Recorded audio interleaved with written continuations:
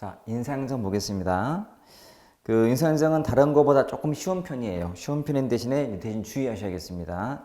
잠깐만 잘못 생각하게 되면 오답이 되게 많아져요. 쉽게 보여도 조금 진지하게 비교해서 푸시라는 말씀드리고, 또 이쪽은 또 법률이 많아요. 법률은 사실 본문에 다 포함되어 있긴 한데 법이 개정되면은 바로 반영되는 것이 이쪽이에요. 일단 1번 보시면, 자, 235페이지 1번. 1번은 그냥 잘 안 나오는 문제인데 거의 유일한 문제예요, 이거는. 정부의 인사행정과 기업의 인사관리 비교하는 거. 자, 내용은 쉬운데 보는 이유는 3번 때문에 보는 거야, 3번 때문에. 자, 인사행정은 정부 거고요. 인사관리는 기업 거예요. 그러니까 사람 관리인데 명칭만 달라. 인사행정, 인사관리. 근데 정부가 하는 인사행정이 범위가 넓은 건 감이 가. 정부가 워낙 넓으니까. 그런데 다양하다는 말은 조금 애매해 보여. 그렇죠? 보통 민간이 보면 되게 다양한 게 많거든. 이거는 여러분 정부가 하는 사업은요 정말 광범해요. 우리가 모르는 것 다 정부가 하고 있다 보시면 돼. 그러다 보니까 다양성이라는 말이 틀린 게 아님을 주의하자. 문제를 처음 본 사람들도 답은 분명 2번 치고 있으면서 3이 이상한데 이런 느낌을 다 가졌던 그런 시대였어요, 당시가. 다시 한번 주의하자. 정부의 인사행정이 더 다양하다. 이렇게 다양하다. 자, 나머지 2번부터는 인사제도예요. 자, 흐름을 좀 잡아놓을게요. 여러분, 문제가 나오면 비교로 푸셔야 돼, 비교. 자, 역관주의. 그리고 실적주의. 자, 이 두 가지는 단골 문제죠. 늘 같이 묻는 단골 문제. 자, 나름은 한계 때문에 나오다 보니까 서로의 장단점이 대칭이 돼요. 이놈의 장점은 단점, 단점은 장점 될 거예요. 마찬가지 얘도 한계가 있겠죠. 나온 대안이 첫 번째가 자, 적극적 인사행정. 자, 이 단어 속에 이미 기본 뜻은 들어있네요. 얘가 소극적이에요. 보통 소극적은 또 뭐라고도 번역한다고? 부정적으로 번역해. 부정적이야. 왜? 여과제만 안 하면 된다고 봤기 때문에. 적극적. 그래서 요놈이 한계 때문에 나온 게 얘다 보니까 그렇다고 얘를 포기하는 게 아니야. 실적주의를 바탕으로 하되 여기다가 뭔가 요관자를 더 가미하는 거예요. 가미한다. 또 한 가지가 대표 관료제. 자, 흐름을 볼 필요가 있는 이유가, 자, 얘가 나온 거는 여권제 폐해 때문이 아니고 얘 때문에 나온 거예요. 실적주의 폐해 때문에 나온 것이 대표 관료제예요. 요 관계를 좀 잘 봐두시고, 또 단독 문제가 뭐냐? 직업 공문제가 나올 거고, 직업이 공무원이야. 평생 직장이니까. 직업 공무원 제도와 또 한 가지가 고위 공무원단 제도. 고위 공무원. 자, 하나하나가 중요한 주제인데 이걸 하나 묶어놓은 주제가 인사 제도 또는 인사 행정이라는 주제이기 때문에 정말 중요한 거예요. 다 정확히 알고 있으셔야 돼요. 그리고 어려운 거 아니라는 거예요. 오히려 이제 배경을 잘 이해하시면 장단점은 금방 나오게 되겠다. 자, 2번 별거 없죠? 역관주의의 단점 아닌 것은 그랬는데, 여러분, 역관주의 그러면 가장 기본으로 떠오를 단어가 뭐예요? 민주성이에요. 민주성. 자, 민주주의의 바탕을 둔 인사예요. 우리가 아는 민주란 참여, 공개, 책임, 다수, 대응성. 책임 묻기가 쉬운 인사예요. 다음 선거 때 못하면 책임으로 너 그만둬 할 수 있기 때문에 내용처럼 4번 통제가 강화돼. 민주적 통제. 민주의 주체는 국민. 통제가 강화된다 보시면 돼. 자, 3도 유사하죠. 요간 장점 묻는 거야. 부패 방지가 아니라 부패가 초래가 되거든. 그렇죠? 우리가 하는 여권제 폐해 그러면 뭐예요? 비능률, 부패, 낭비거든요. 그다음에 니은도 안정성 저해돼요. 지금 2번에 나왔죠. 안정성 저해. 민주화는 기여해. 맞죠? 민주화 기여. 책임 확보 용의. 아까 책임과 통제 비슷한 거예요. 다 비슷한 맥락이야. 그리고 미음은 자, 우리 머릿속에 있는 직업 공무원 그러면 평생 공무원이에요. 근데 왜 요과운제는 신분이 보장이 안 되기 때문에 맞지 않잖아요. 그치? 총선 확보가 쉬워요. 내 말 안 들으면 너 나갈 수 있거든. 신분이 보장이 안 되기 때문에. 그래서 그냥 보자마자 답은 금방 나오게 돼 있어요, 여러분. 그래서 좀 장점 아닌 거니까 기억 아니잖아요. 니은도 아니지. 그쵸? 그 다음에 미음도 아닌 거지, 지금. 기억, 니은, 미음. 1번이 답이 있네요. 되죠? 자, 4번은 잘 보시면, 이 교행 문제가, 물론 올해부터는 교행 문제가 같이 출제가 돼요. 한 2, 3년간은 교육기관에서 냈지만 지금은 통일돼서 내기 때문에 이런 거 없겠지만, 우리가 좀 속된 말로 골 때리 문제가 되게 많아. 이게 뭐지? 그러니까 고민을 많이 해서 내는 흔적이 보여. 그래서 어찌 보면 좋은 문제고, 어찌 보면 이제 공부를 좀 대충 했거나 좀 그 공부한 사람들한테 조금 불리할 수가 있는 어중간한 사람들한테는 자, 실적제의 기본 원리가 아닌 거예요. 자, 실적제란 실적주의니까 뭘 중시하는 거예요? 실적을 중시해요. 사람 능력이나 자격 같은 것을. 그럼 자, 1번에 신규 임용은 공개 경쟁 시험. 가장 실적주의의 가장 기본은 공채 시험 보는 거예요. 1번 맞아요. 또 2번은 우리가 아는 요 인사제는 신분이 보장이 될까 안 될까? 보장이 돼. 따라서 중립도 의무사항으로 돼 있어야 해. 그러니까 공무원은 정당 등에 관여 가입할 수가 없게 돼 있어요. 실적으로 시험으로 가는 그런 입장이다 보니까. 근데 상임을 보시면 국회 소관상임위원회의 인사청문회 견해는 인사권자인 대통령을 법적으로 구성하는 건 아니에요. 이 말은 맞는 질문이에요, 지금. 여러분, 상임위원회에서, 청문회에서 이 사람은 우리가 채택할 수 없다. 이 사람은 자격이 안 된다. 라고 하더라도 대통령이 임명하면 끝이에요. 근데 이거하고 기본 원리하고는 관계가 없어 보이는데요. 자, 아예 애매한 질문이 있단 말이에요. 이거 긴가민가 해석할 게 있는 게 어렵다라고 제가 누누이 강조해 왔어요. 이것도 그런 문제예요. 실적주의 기본 원리 그러면 시험, 그리고 중립, 이게 나와야 돼. 그래서 1번은 시험이 나와 있는 거고 2번은 중립이 들어있는 내용이 중립이기 때문에. 근데 4번은 또 뭐예요? 신분 보장이에요. 그러니까 공무원들은 신분 보장이 된다고 아예 천명이 돼 있잖아요. 그러니까 1번, 2번, 4번은 연관성이 깊은 기본 원리에 해당돼요. 근데 3은 관계가 없는 거지. 또 어찌 보면 여러분 사람을 임명하고 안 하고가 저 국회에서 청문회를 통해서 된다는 것은 시험과는 관계없는 거잖아. 기본 원리가 안 되는 거지. 그지? 이렇게 보시면 돼. 좋은 문제로 사려고 돼요. 자, 5번 뭐 이상한 거니까 생략. 6번도 문제가 어려운 게 아니고 주의사항 때문에 볼 거예요. 자, 3번에 있는 잭슨 대통령 암살 사건인데 인물은 암기하셔야 돼. 자, 여권죄를 처음 도입한 대통령이 잭슨. 도입한 사람은 잭슨이고 나중에 죽임을 당한 대통령이 가필드이기 때문에 구분하시라는 거지. 잭슨 대통령이 암살당한 게 아니잖아요. 도입한 사람인 거지. 이건 암기가 필요한 거예요. 자, 7번은 아까 말했지만 요 적극적 의미가 이게 소극적이라서 나온 거예요. 그래서 한마디로는 융통성이다. 이 속에는 자, 융통성이 들어있다. 융통성. 꼭 시험만 고집하지 말고 자, 때에 따라서는 자, 정치적 임명도 하자 이런 논리예요. 이게 적극적이며 융통성의 의미다 이렇게 보시면 돼. 됐지? 그래서 뭐 직권화당에 틀리면 이게 인사권이 직권화였거든. 자, 이걸 성립시킨 미국의 법이 뭐죠? 미국의 법? 자, 펜들턴 법이에요.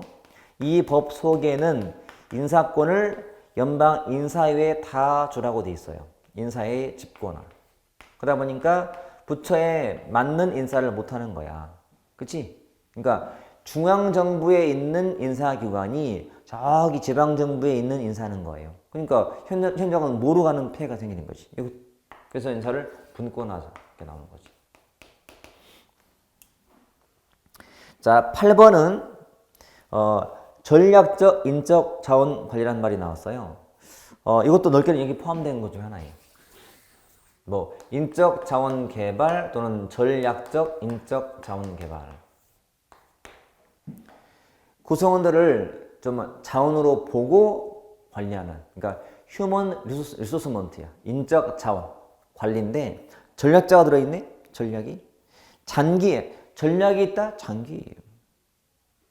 개인의 욕구는 조직의 전략적 목표 달성을 위해서 희생해야 한다?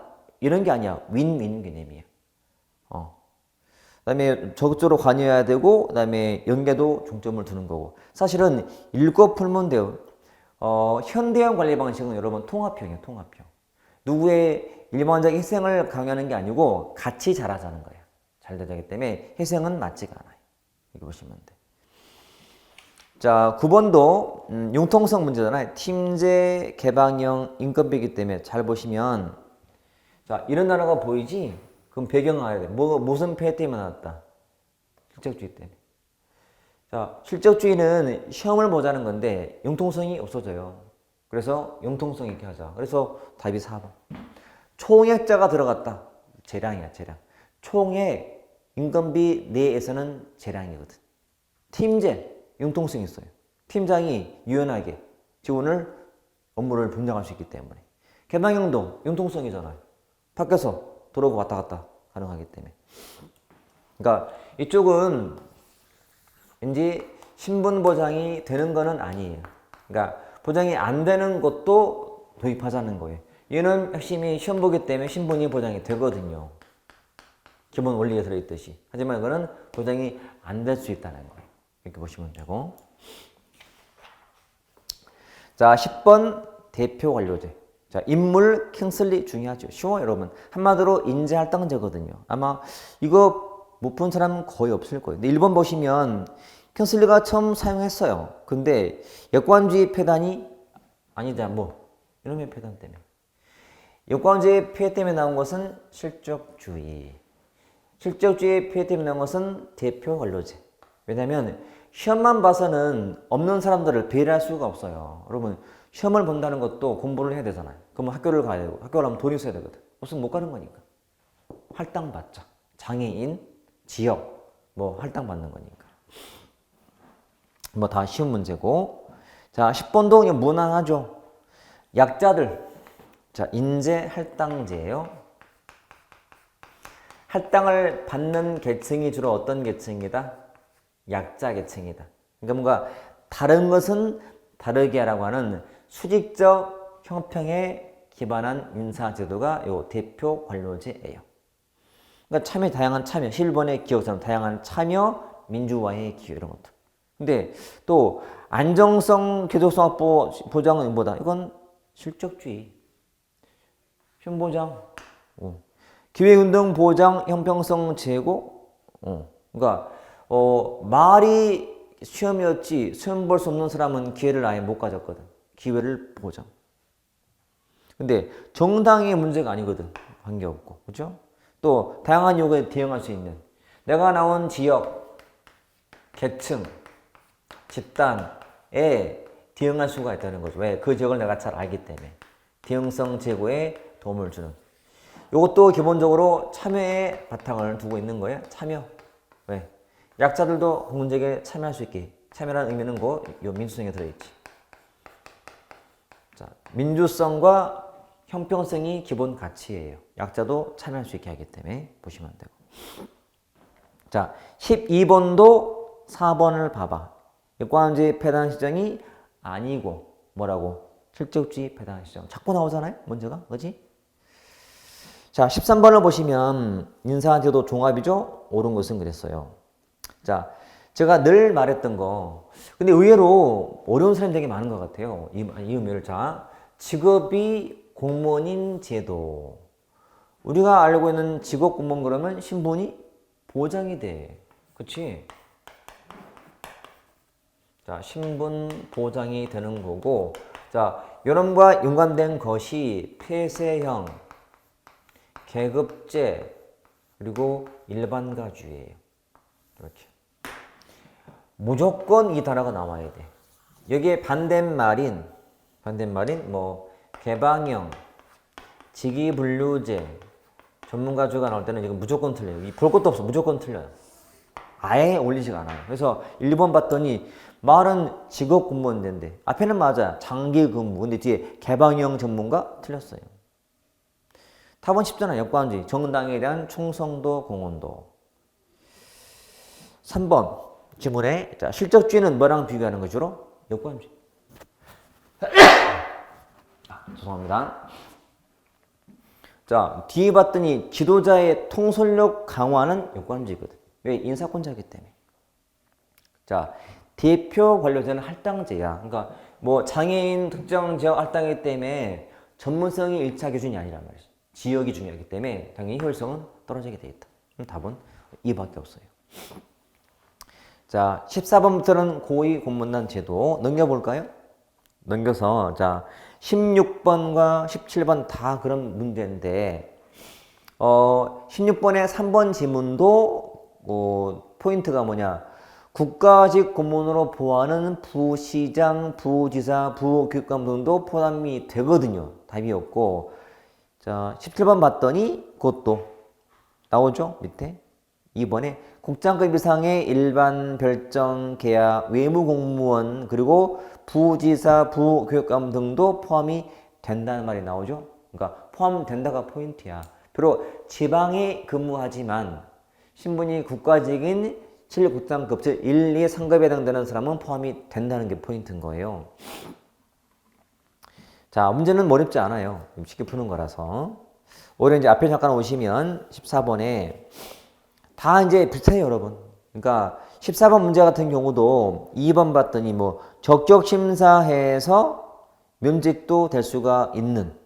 따라서 신분은 좀 보장이 안 되는 상황이라서 무난한 틀리게 나왔지만 그거는 내용상 그런 다른 거고.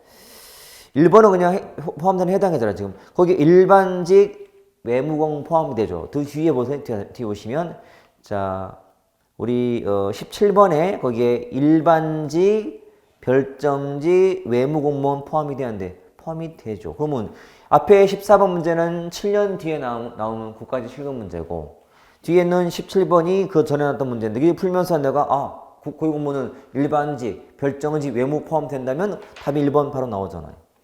그럼 밑에 볼 게 뭐가 있어요? 자, 기출의 중요성. 나머지는 틀리게 뭐 되는 거니까 확인하면 되는 것이고. 근데 요거는 사실 약간 실무적인 요소가 강해요. 실제로 고위 공무원들은 여러 가지 막 제도가 변하는 중에 있어요. 그러니까 뭐 역량 평가하는 것이 지금도 뭐 평가 방식이 나와 있지만 이게 변할 수 있어요. 근데 원래 있어봤던 역관주의, 실적주의 이런 것들은 변할 게 없어요.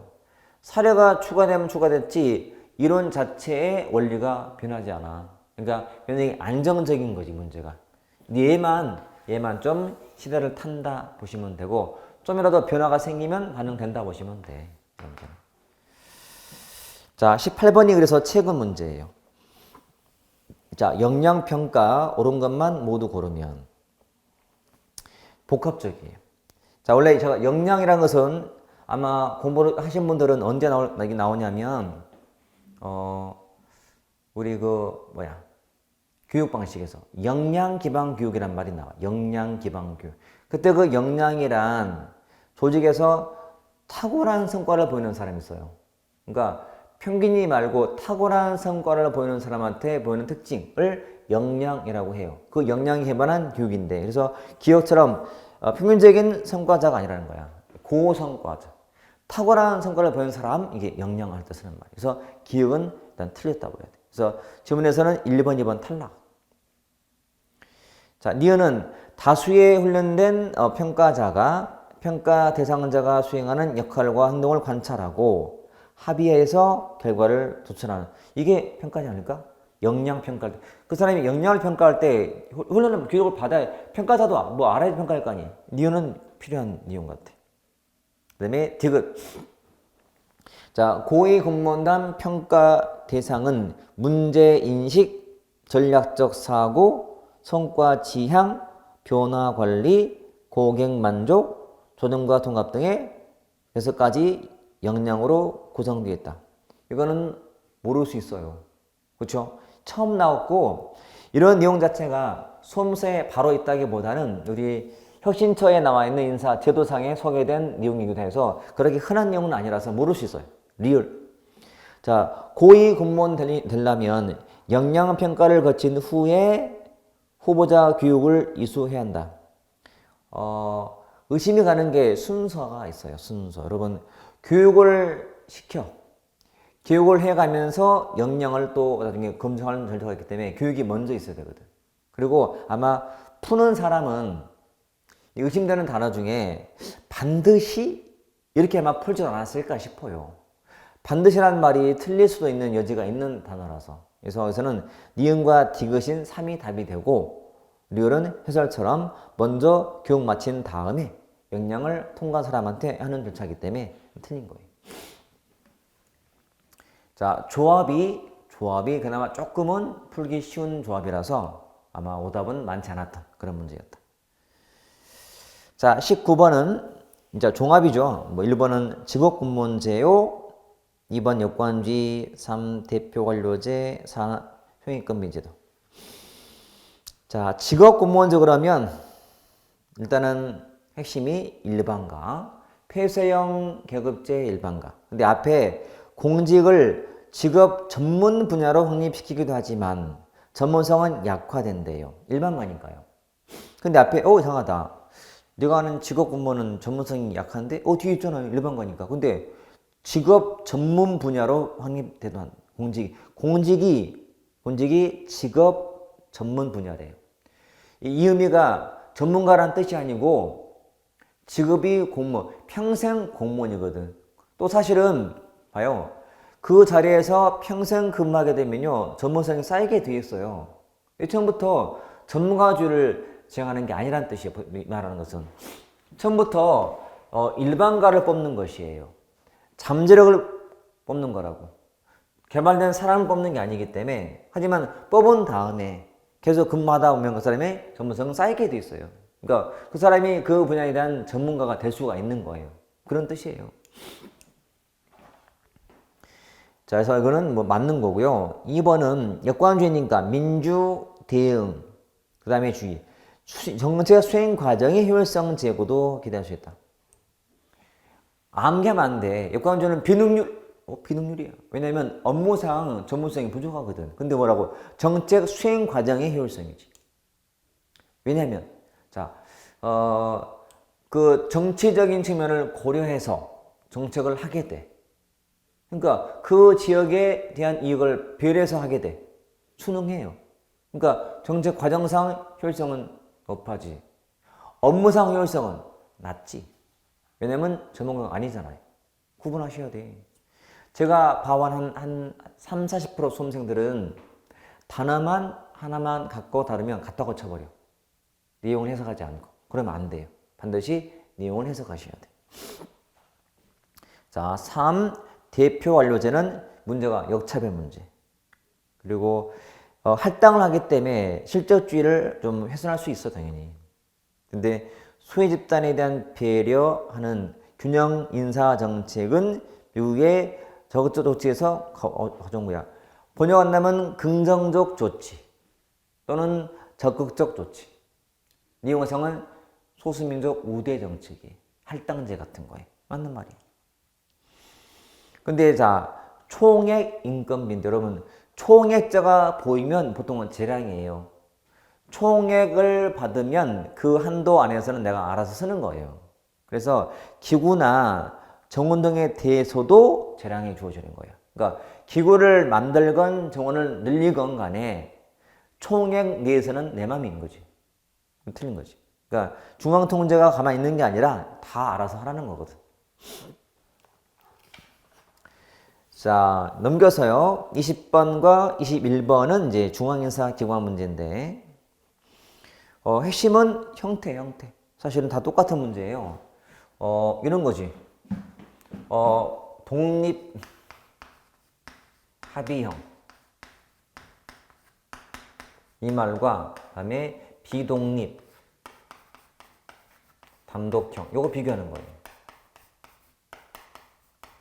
이렇게.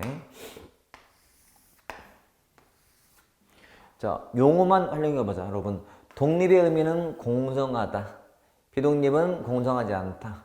합의형은 신중하다. 대신 책임은 불명확하며 결정은 지연된다. 책임이 명확하며 결정은 신속하다. 이게 장점이. 독립이란 누구한테 독립이다? 대통령한테. 왜냐면 대통령이 직접 권한을 통제하는 그런 기구. 그러니까 정실 소지가 있는 거지. 이러면 대통령한테서 인사권을 뺏어왔다 보시면 돼. 인사를 대통령이 못하는 그런 상황이야. 인사만큼 떼서 알아서 해 줘버린 거니까. 그래서 밑에 21번에 기역. 자, 비독립 단독. 독립이 아니죠. 그러니까 기관장을 수반이 임명해. 맞는 거지. 독립합의형의 대표가 미국의 연방인사합의. 그래서 뭐에 발전시킬 때 기여했다고? 실적주의 발전에. 맞는 말이지.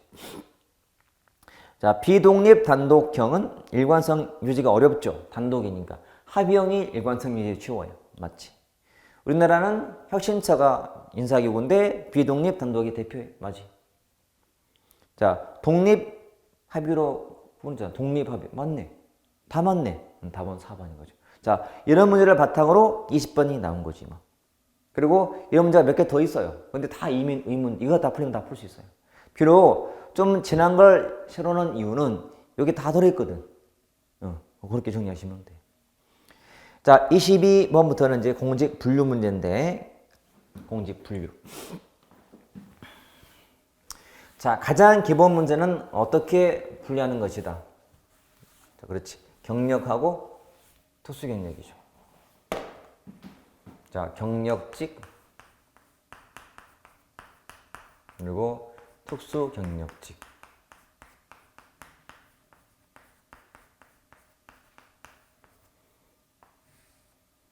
여기에 자, 일반직 그리고 특정직이 있어요. 여기 있는 것이 정모직, 별정직이 있어.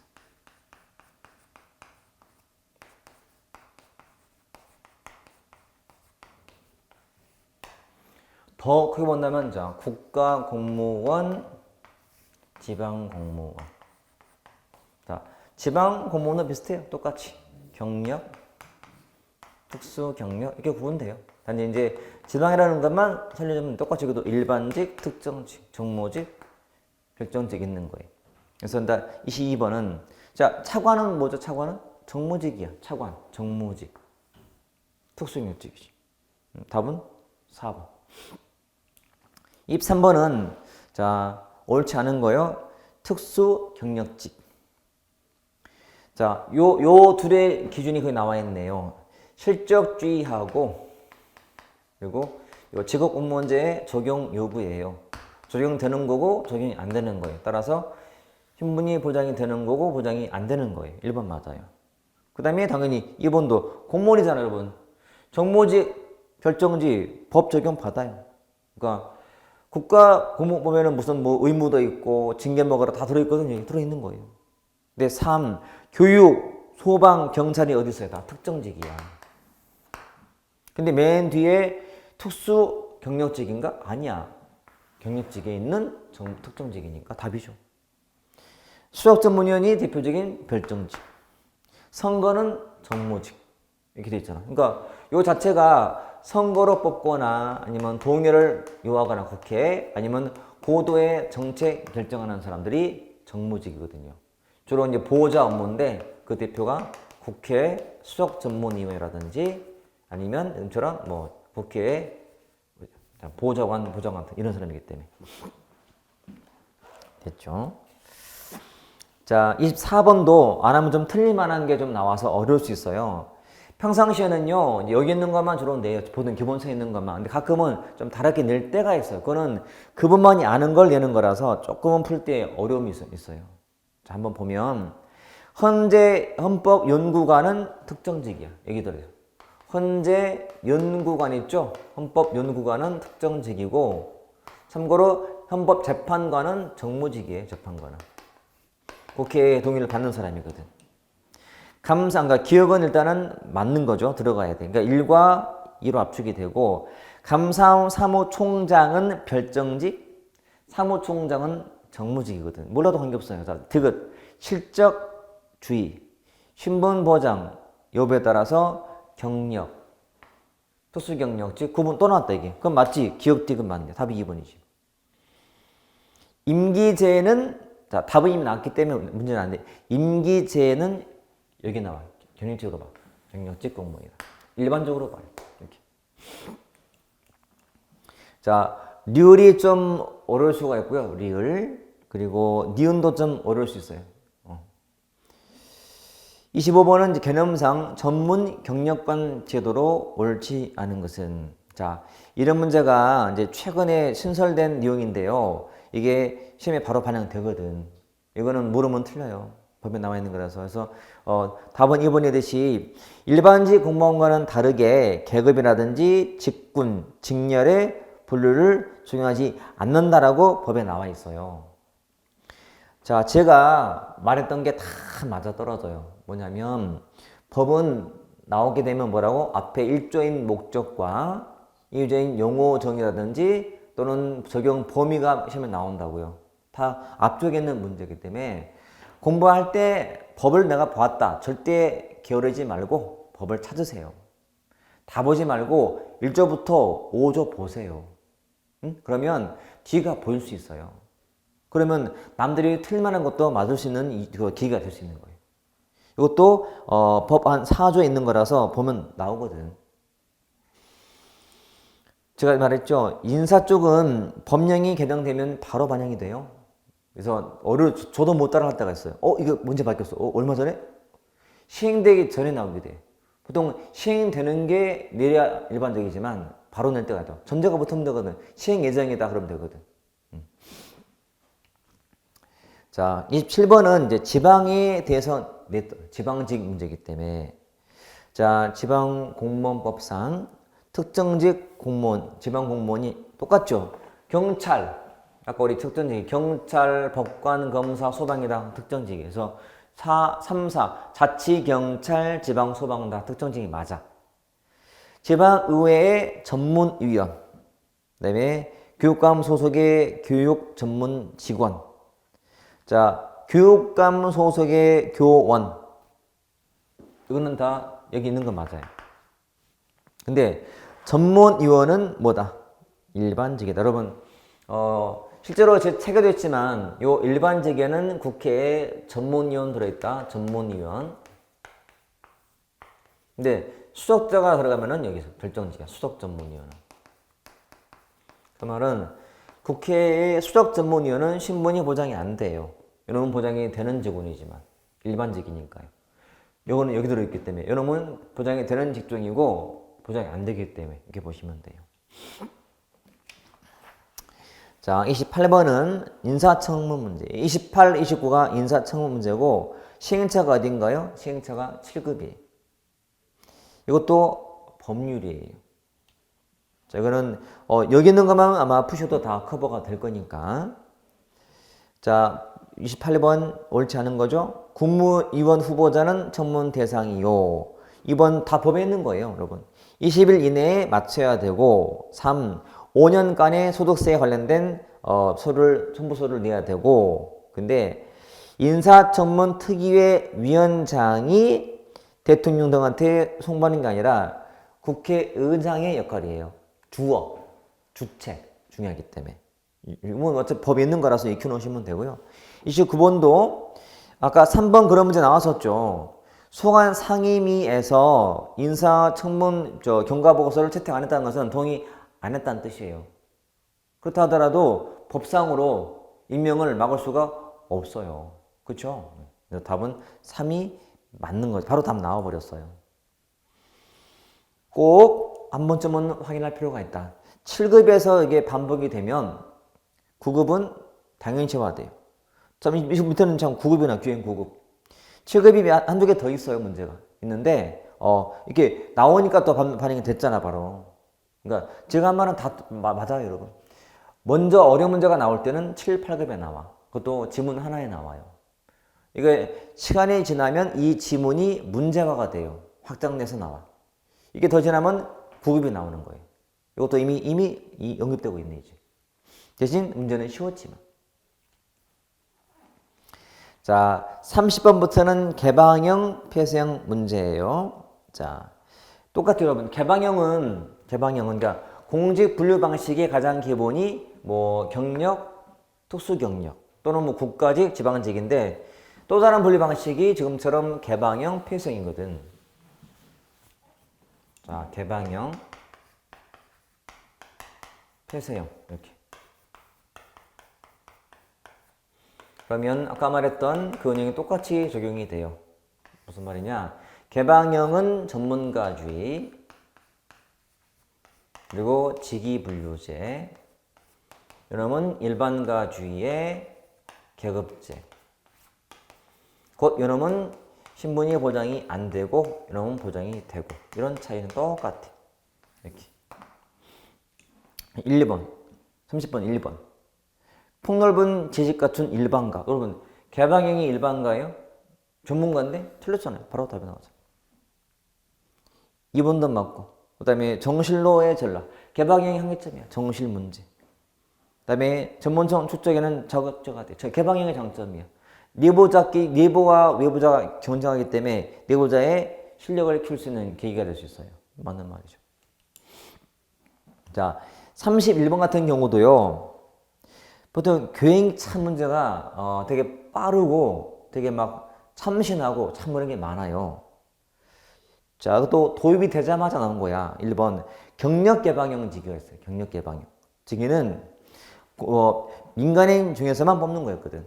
밑에 2, 3, 4가 필요가 없어. 다 아는 건데. 봐요. 우리가 평소에 알아왔던 제도는 개방형 직위 제도.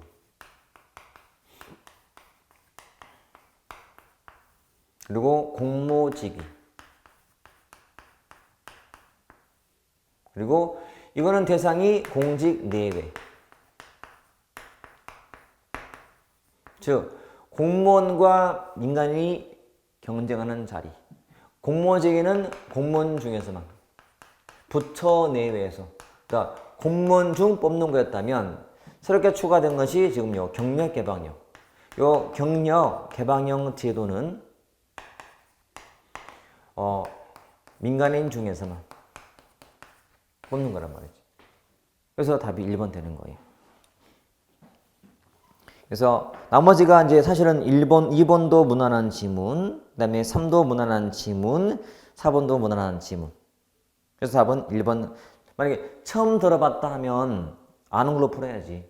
그치? 2, 3, 4 아는 거거든. 답 고르시면 돼. 됐죠? 자, 32번도 아주 쉬워요. 복합 문제긴 한데, 뭐, 1번 기본 개념이지, 2번 아까 분류, 경력, 특수 경력 막 나오는 거고, 또 개방형 직위, 내부, 외부, 쉬운 말이고. 여러분, 고위 공무원 단 제도란 인력의 풀 제도, 인력 풀. 1, 2, 3급에 해당되는 실국장급 자리는 다 요 고위 공무원 풀에 들어있어요. 그러면 장관들은 사람을 쓸 때 어떻게 쓰면 돼요? 뽑아 쓰면 돼요. 비록 우리 부서 사람이 아니었지만 그 자리에 맞는 사람 뽑아서 쓰면 되거든. 그러니까 답은 4번이 돼야지. 그래서 장관은 해당 기관에 소속되지 않는 공무원에 대해서도 임용 제청을 할 수가 있다는 거지. 이 사람 좀 일 시키고 싶다. 그러면 제청하면 돼. 그럼 대통령이 오케이. 그럼 끝나는 거예요.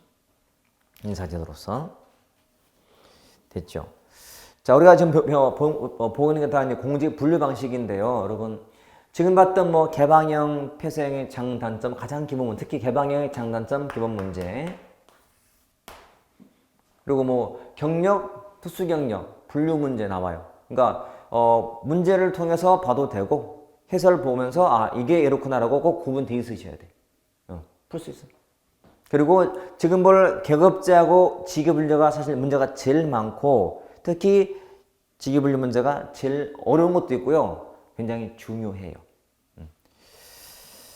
자, 이거는 같이 보는 게 좋아서 이만큼만 하고요. 다음 시간에 이어서 한 방에 쫙 비교해서 정리할게요. 그리고 항상 모든 문제는 비교하는 게 있다 보니까 여러분 비교하는 대상을 알아놓은 것도 필요해요. 여러분.